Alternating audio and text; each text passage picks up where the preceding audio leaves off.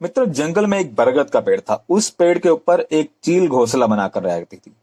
वहां उसने अंडे दे रखे थे। उसी पेड़ के नीचे एक जंगली मुर्गी भी रहती थी और जंगली मुर्गी ने भी अंडे दे रखे थे। एक दिन चील के घोंसले में एक अंडा फिसल कर नीचे की ओर लुढ़कता हुआ चला गया और मुर्गी के घोंसले में जाकर अंडों में मिक्स हो गया। समय बीतता गया। चूजे अंडे में से निकलने का समय आ गया। चील का बच्चा भी अंडे में से बाहर निकला। वह मुर्गी के सारे बाकी बच्चों के साथ धीरे धीरे बड़ा होने लगा। उनके साथ रहते रहते वह भी यही सोचने लगा कि वह भी एक मुर्गी ही है और उन्हीं कामों को करता जिन्हें मुर्गी करती थी। मुर्गी की तरह कुकड़ाने भी लग गया। जमीन में दाने ढूंढ ढूंढ कर चुगता और वह इतना ही उड़ पाता जितनी की एक मुर्गी उड़ती है। एक दिन उसने आसमान में एक चील को देखा जो बड़ी शान से उड़ रही थी।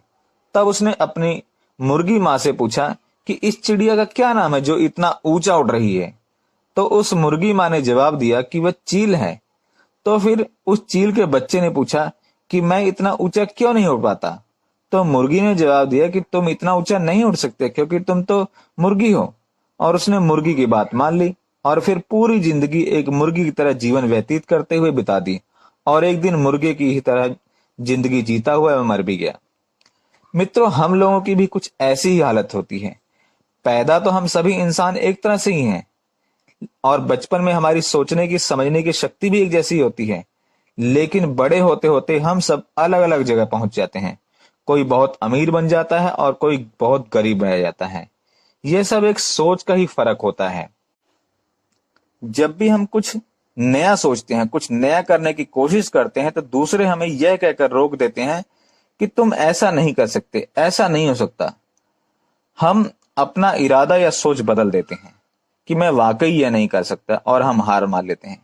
इसका एक मुख्य कारण है कि अपने पर भरोसा ना होना, अपनी शक्तियों पर भरोसा ना होना, अपने काम पर भरोसा ना होना, अपने शक्तियों पर भरोसा ना होना। मित्रों, जो लोग कहते हैं उन्हें कहने दीजिए, ये उनका काम है, कहने दीजिए। आप अपने काम पर भरोसा रखें, अपने आप को पहचानें। दोस्तों, अगर जीत निश्चित हो तो कायर भी लड़ जाते हैं और बहादुर तो वो होते हैं जो हार निश्चित हो तो भी मैदान छोड़कर नहीं भागते। जब भी कभी मन में एमडीआरटी करने की बात मन में आती है तो अक्सर हमारे साथी यह कहकर हमें डीमोटिवेट कर देते हैं कि यह तो पुराने और बड़े एजेंटों का काम है, तुम नहीं कर सकते। और हम लोग पूरी जिंदगी इसी तरह औसत दर्जे के अभिकर्ता की तरह बिताते हैं। हम कभी यह सोचते ही नहीं कि उस एमडीआरटी करने वाले अभिकर्ता के पास भी हमारी तरह ही भगवान का दिया हुआ हाथ पैर है, आंख नाक कान सब कुछ सेम ही तो है।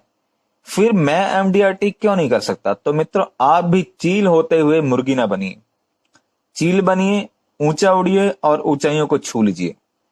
तो मित्रों, आज की इस वीडियो में इतना ही। कल फिर मिलेंगे एक नई वीडियो में एक नई जानकारी के साथ। तब तक के लिए नमस्कार, धन्यवाद, जय हिंद।